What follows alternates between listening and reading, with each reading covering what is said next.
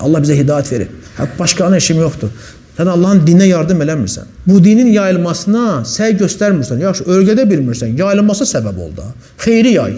Və bu gün də xeyrin yayılmasına səbəb olan ən böyük vasitələrdən biri nədir qardaşım? Sosial şəbəkələr. Sosial şəbəkələr bir dənə dərsi gördün, qoy statusu var. Şükür Allah, hər kəsin belə deyək də telefonunda ən azı bir 100-200 nömrə var, kontakt var qardaş. Bunların içində namaz qılanlar da var, qılmayanlar da. Elə də yoxsa yox. Sən statusa qoyarsan bir dənə dərsi, nə qəşəng bir dənə video atır, bir dənə qulaq asım. Qulaq astı, qəlbinə bir dənə toxum düşdü, iman toxumu. Dimdən maraq, bir dənə açın, bir dənə də baxın, bir dənə də oxuyum. Hidayət olma səbəb olursan. Bu xeyrin yayılması deyil. Bəli, xeyrin yayılmasıdır. Səndən nə gedir? Bir dənə dərsi paylaş getsin. Bir qohuma göndər, bir dosta göndər. Heç göndərmə, statusla qoy. Deyirsən ki, ataram qulaq asma, qoy statusa.